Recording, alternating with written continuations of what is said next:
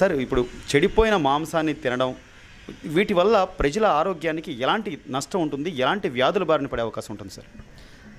డెఫినెట్గా చాలా ప్రమాదకరమైందండి ఇది. ఎందుకంటే మనం ఎప్పుడన్నా సరే మన ఆహారాన్ని మనం ఫ్రెష్గా వండుకొని తినటం వల్ల చాలా ప్రయోజనాలు ఉంటాయండి. దాంట్లో విటమిన్స్ కానీ దాంట్లో పోషకార్థాలు కానీ మనకి చక్కగా ఉంటాయి, మనకి అవి అందుబాటులో ఉంటాయి. ఇట్లా కులిపోయిన పదార్థాలు తినడం వల్ల ఏంటంటే ఫస్ట్ పాయింట్ అంటే వాటికి పోషక విలువ ఉండదండి. అవి వేస్ట్ మాట, తిన్నా సరే వాటి వల్ల యూజ్లెస్ మాట. ఇంకోటి అన్నిటికంటే ఏంటంటే అవి హాని చేస్తాయి. ఆ కులిపోయిన పదార్థాల్లో ఎస్పెషల్లీ కొన్ని బ్యాక్టీరియా కానీ కొన్ని ఇన్ఫెక్షన్స్ కానీ పెరుగుతూ ఉంటాయి. ఎస్పెషల్లీ అమీబియాసిస్ కానీ సాల్మనల్లా అనే ఒక ప్రమాదకరమైన బ్యాక్టీరియా కానీ ఇలాంటివన్నీ ఇక్కడ ఆ మాంసంలో కొంచెం వృద్ధి చెంది తిన్న వాళ్ళకి జీర్ణాశయం ప్రాబ్లమ్స్ ఇవన్నీ కాజ్ చేసి ఒకసారి జిగటి విరోచనాలు, రక్తం విరోచనాలు, వాంతులు, అలాంటి ఇన్ఫెక్షన్స్ లాంటివి కూడా కాజ్ చేస్తూ ఉండొచ్చు అన్నమాట.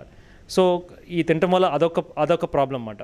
ఇంకోటి ఏంటంటే ఇట్లాంటి ఆహారాలే మనం తరచుగా తింటుంటే ఒకసారి వద్దంటే కొన్ని దీర్ఘకాలిక జీర్ణాశయం సమస్యలు అంటే ఐబీడీ అంటామాట, ఇన్ఫ్లమేటరీ బౌల్ డిసీజ్ అంటాం. సో అలాంటి సమస్యలు కానీ లేకపోతే పేగుల్లో పుళ్ళు పడటం కానీ లేకపోతే ఒకసారి కొన్ని దీర్ఘకాలంగా ఇలాంటివి కొంచెం ప్రమాదకరమైన తింటూ ఉంటే మనకు ఒకసారి కొన్ని క్యాన్సర్స్ లాంటివి కానీ కూడా జీర్ణాశయంలో కూడా తయారవుతూ ఉండొచ్చు. సో వీటిని ఎప్పుడన్నా సరే బెస్ట్ థింగ్ ఏంటంటే మనం ఏ ఫుడ్ తినాలనుకున్నా సరే ఫ్రెష్గా ఉన్న ఫుడ్ని తింటే చాలా మంచిది. సరే ఇట్లాంటిది ఎప్పుడన్నా హోటల్స్ కానీ రెస్టారెంట్కి వెళ్ళినప్పుడు ఎస్పెషల్గా అంటే ఎక్కువ గ్యాప్గా వండికి ఎక్కువ గ్యాప్ లేకుండా ఎక్కువ బయట నిల్వ స్టోరేజ్గా లేని ఫుడ్స్ అసలు తినకపోవడం మంచిదండి. తాజా ఆహారం తీసుకోవాలని అందరూ అనుకుంటారు, కానీ హోటల్స్కి వెళ్ళినప్పుడు వాళ్ళ లోపల చెఫ్లు చేసేటువంటి ఆహారం మనం చూసే పరిస్థితి ఉండదు. కాబట్టి ఒకవేళ మీరు చెప్పినట్టుగా అలా దాచి ఉంచిన ఆహార పదార్థాలు తీసుకోవడం వల్ల భవిష్యత్తులో క్యాన్సర్లు వచ్చే అవకాశం ఉందని చెప్తున్నారు, అలాగే జీర్ణ వ్యవస్థ దెబ్బతినే అవకాశం ఉందంటున్నారు కదా. అంటే అదే ఏ వయసు వారి మీద ఎక్కువ ప్రభావం చూపించే అవకాశం ఉంటుంది? అంటే ఒకటేంటంటే అండి, ఎప్పుడంటే దీని ఎఫెక్ట్స్ రెండు రకంగా ఉంటుందన్నమాట. ఒకటేంటంటే వెంటనే వచ్చే ప్రాబ్లమ్స్, దీర్ఘంగా వచ్చే ప్రాబ్లమ్స్. సో జనరల్గా పిల్లలు దీన్ని బాగా ఇష్టపడుతూ ఉంటారు, ఇట్లా బయటకు వెళ్ళి ఫుడ్స్ తింటామాట. జనరల్గా ఓల్డ్ ఏజ్ వచ్చిన వాళ్ళు ఇష్టపడరు సామాన్యంగా ఇలాంటి వాటికి. సో పిల్లలకి ఏంటంటే వాళ్ళు తిన్న వెంటనే విరోచనాలు వస్తూ ఉంటాయి అన్నమాట. సో ఇప్పుడు చాలామంది మా పేషెంట్స్ మా దగ్గరికి వస్తూ ఉంటారు, ఎస్పెషల్లీ చిన్నపిల్లలు, కాలేజ్కి వెళ్ళే పిల్లలు. వాళ్ళు ఏంటంటే సార్ ఇట్లా బయట ఫుడ్ తిన్నాం, రెస్టారెంట్ తిన్నాం, మా మోషన్స్ అవుతున్నాయని. ఇట్లాగే ఏమవుతుందంటే వాళ్ళు తరచుగా ఎస్పెషల్లీ ఈ ఇంటర్మీడియట్ కానీ లేకపోతే ఈ మిడిల్ ఏజ్ పర్సన్స్ వాళ్ళు కానీ ఇట్లా మిడిల్ ఏజ్ గ్రూప్ వాళ్ళు కానీ జనరల్ ఇట్లా తింటున్నప్పుడు ఏమవుతుందంటే ఇట్లా ఒక 2-3 సార్లు ఇట్లా విరోచనాలు దీర్ఘకాలంగా అవుతూ ఉంటుంటే వాళ్ళ బాడీలో ఉన్న పేగుల్లో కూడా మార్పు వచ్చేస్తుంటాయి, వాళ్ళ బ్యాక్టీరియా మారిపోతూ ఉంటాయి, లోపల వాళ్ళకి దీర్ఘకాల విరోచనలు అయిపోతూ ఉంటాయి. సో ఎస్పెషల్లీ ఏమవుతుందంటే దీనివల్ల ఏంటంటే వాళ్ళ ప్రొడక్టివ్ లైఫ్ అంటే వాళ్ళు జనరల్గా ఇట్లా విరోచన తరచుగా నెలకొకసారి ఇట్లా దీర్ఘకాలంగా అవుతుంటే, సో చెప్పాలంటే వీటి ప్రభావం ఎక్కువ ఎస్పెషల్లీగా యంగ్ పీపుల్లో, ఎస్పెషల్లీ కాలేజ్ పిల్లల్లో ఎక్కువగా ఉంటుందండి. సో దానివల్ల వాళ్ళకి హెల్త్ పాడైపోతుంది, ప్లస్ ఇండైరెక్ట్గా కూడా వాళ్ళ చదువు కూడా ఎఫెక్ట్ అవుతూ ఉంటుంది. సో ఎస్పెషల్లీ పిల్లలు మాత్రం చాలా జాగ్రత్తగా ఉండాలండి. పెద్దవాళ్ళు కొంతవరకు జాగ్రత్తగా పడుతూ ఉంటారు. సో వాళ్ళు ఉన్నా సరే వాళ్ళకి ఒకరోజు 2 రోజు విరోచన అయినా సరే జనరల్గా వాళ్ళు పెద్ద నష్టపోరు. కానీ పిల్లలు మాత్రం ఎస్పెషల్లీ కాంపిటేటివ్ వరల్డ్లో ఇట్లాంటి వాటి జోలికి వెళ్ళకుండా ఉంటే, ఎస్పెషల్లీగా ఇట్లాంటి విరోచనాలు ఇట్లాంటి దీర్ఘకాలిక ప్రాబ్లమ్స్ రాకుండా ఉంటే ఎక్కువ కాన్సన్ట్రేషన్ చదువు పెట్టచ్చండి.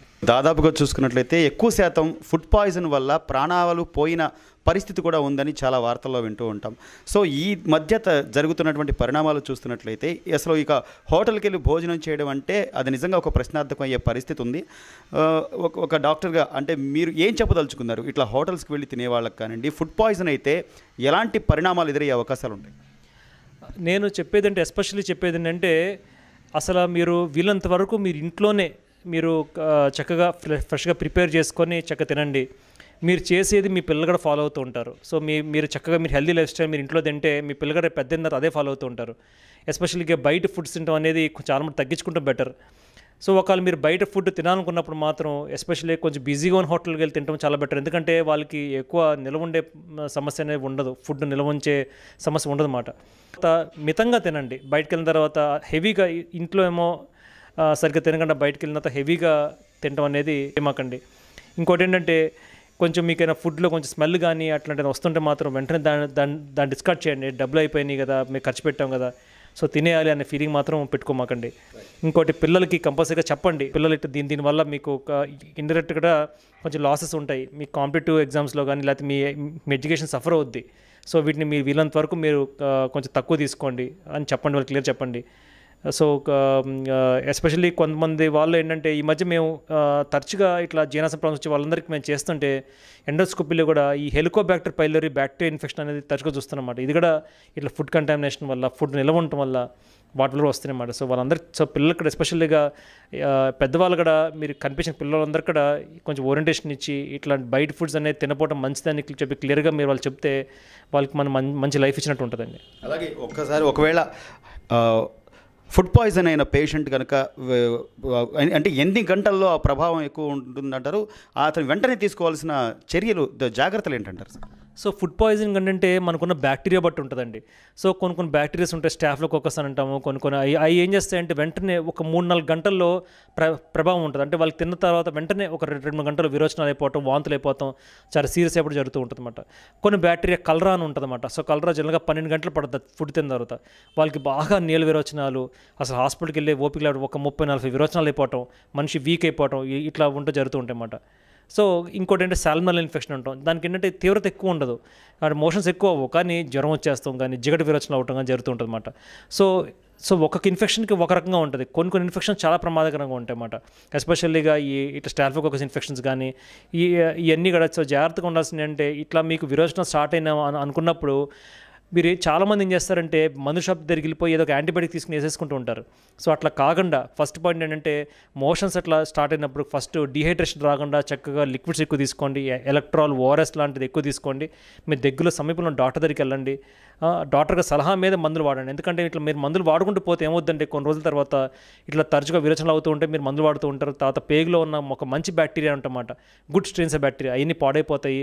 తర్వాత మీకు దీర్ఘకాలికంగా చాలా జీర్ణకోశ సమస్యలు అనేది మీకు తయారవుతూ ఉంటాయన్నమాట. సో డెఫినెట్గా ఏంటంటే మీకు ఇలా ప్రాబ్లం వచ్చినప్పుడు మీ హోమ్ రెమెడీగా మీరు ఏం చేస్తారంటే కొంచెం డిహైడ్రేషన్ రాకుండా చూసుకోండి.